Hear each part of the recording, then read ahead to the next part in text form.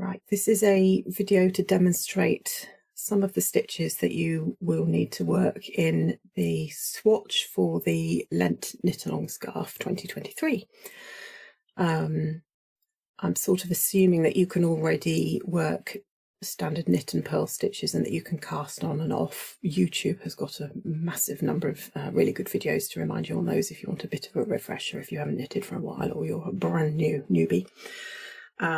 So assuming you can do all those, what I'm going to show you here is how to work the basic lace stitches that we'll be doing in the swatch and a couple of other things that will happen later on. I'll explain them all as we come to them. What I've done here is you'll see I've just cast on 13, I think it is 13 stitches. I'm also using slightly bigger yarn and bigger needles just so you can see it a bit more easily. You will be working with a slightly smaller yarn DK weight and a wider swatch. You'll be working over 31 stitches rather than 13 this is. I'm on the wrong side. Let me just purl back and I can show you what I'm talking about. So the vast majority of the swatch will be just knits and purls, but when you get to, I'm just going to purl back so I'm in the right place. When you get to row 13 onwards for a few rows, you'll see some instructions to work what we call the basic lace stitches in knitting, which is knit 2 together or K2 tog, and then a yarn over, which is abbreviated to YO, and an SSK, which is slip slip knit. So I will demonstrate those now. They come in various orders and in various points in the pattern, and they will create what you'll see in a minute. They'll create a pattern within the swatch. So what I'm going to do is I'm going to demonstrate all three of those on this next row. So I'm going to knit along a few towards the centre. So first I'm going to work a knit 2 together or K2 tog. This is where we are literally just knitting the first 2 stitches on the left needle. We're going to knit them together and make them into one stitch. So putting the needle through as if you would to knit, but we're going to knit through 2 at once like that. Make sure you catch both stitches front and back.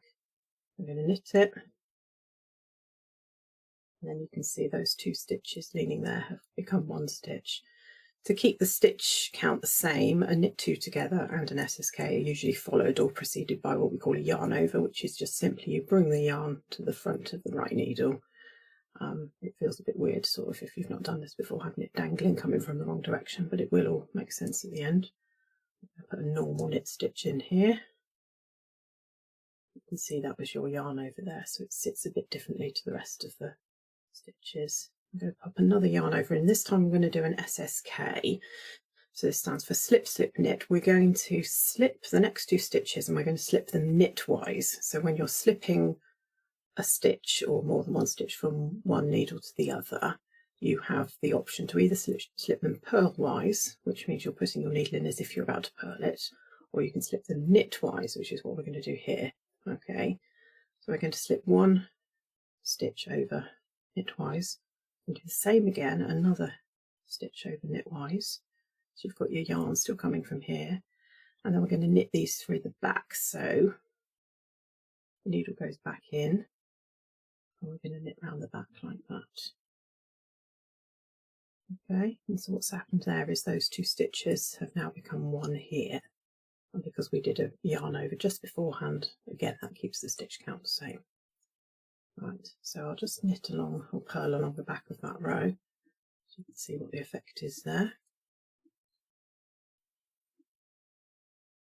So what I'm doing on this swatch, you'll see I'm just doing a couple of garter stitches at each end, so knitting both sides, and then the rest of it is going to be mainly stocking stitch, so I'm going to be purling most of the time on the back. So after you've worked a lace row, which is always worked on the front or even numbered rows of your swatch, purling back. When you get to on the previous row, when you worked a yarn over, it looks a bit different. It looks like this big sort of loopy thing. Just purl it as normal,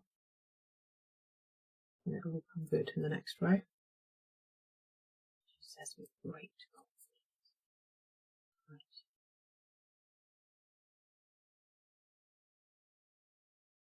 So we're back on the front again, and you can see what we've just done here. So the 2 holes are your 2 yarn overs, which create these little cute little holes. And then the 2 different decreases we did to compensate. This one here was a knit 2 together, and that means the decrease leans to the right. And this was your SSK, which leans to the left. If you struggle a little bit with the SSKs, there is the option to just throw in a knit 2 together instead, and do all the double decreases as a single decreases as a knit 2 together. But it just changes the direction and appearance a little bit of how the stitches lie around the holes. If you can do the SSK as well, but that's up to you. I'm going to work another row of these just so you can see how the pattern might build up.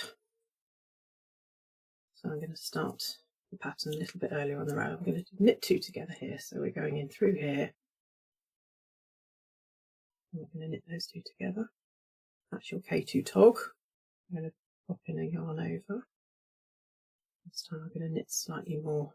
I'm going to knit 3 stitches this time in the middle of the motif, which I'm sort of making up as I go along.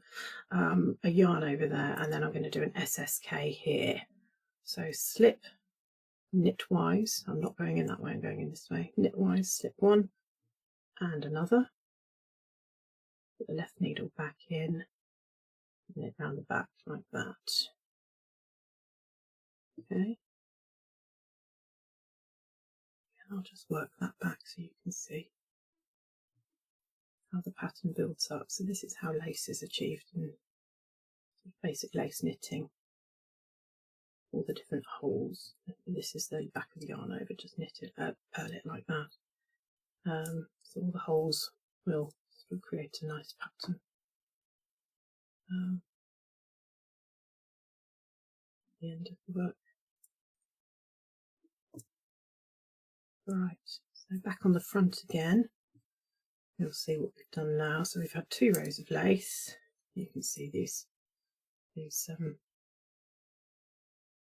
holes with their decreases each side. So we can build up some wonderful motifs with these. So that's your lace stitches, and you'll need those quite a few times actually in the scarf, a few of the different weeks. So what I'm going to do is I'm just going to knit through and then show you something that we're going to work sometimes on the back of the work. Most of all the fancy stuff takes place on the front of the knitting, but what I'm going to show you next is something that comes up in row 28 of your swatch and a few rows after that, and it's where you see the instruction to YFSL1 which looks quite scary, but it's really not. So YFSL1 stands for yarn forward, which is the same as if you're doing a yarn over. I'll demonstrate in a sec. And then SL is slip, and 1 means 1 stitch. So I'm going to do one here, YFSL1. Bring the yarn forward as if you're doing a yarn over, and then we're going to slip 1, SL1. This time we're going to slip it in purlwise. So it just goes like that. Your yarn's already at the back.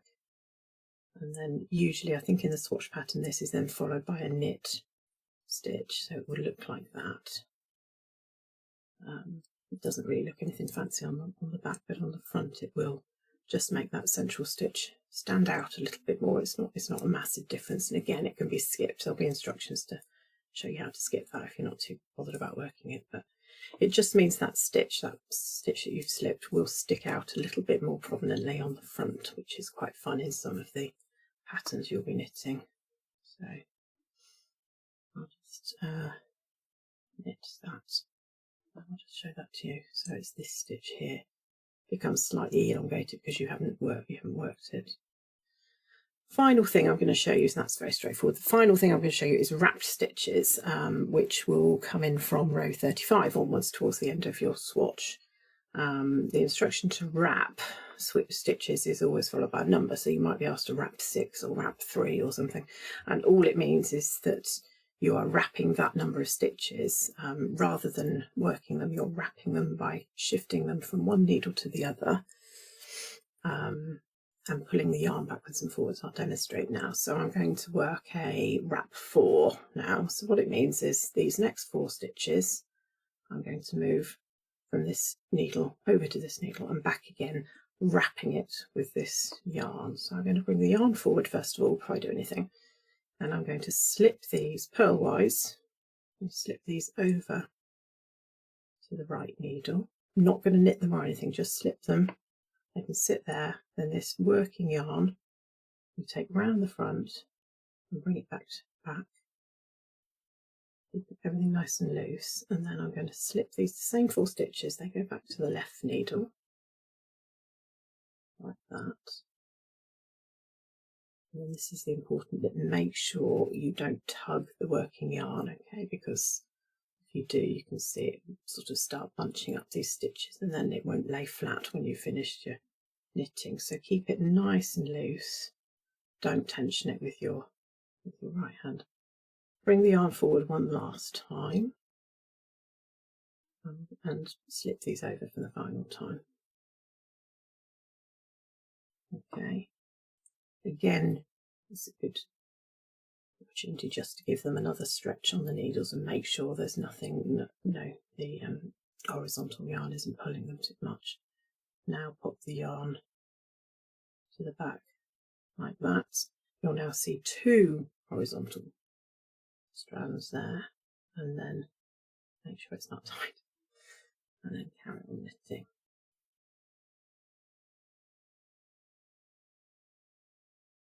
Finally, I will just purl back just so you can see what they look like when you've done.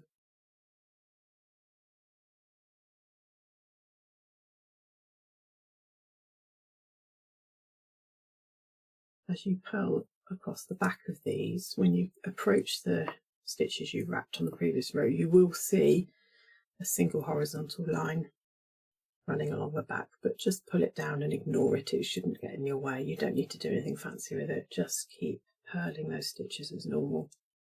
Pull that one down if it's annoying you.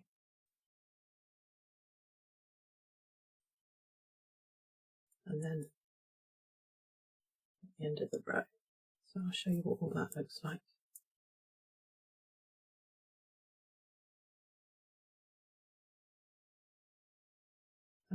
That's your wrap stitches there, okay, so they just create this nice horizontal line.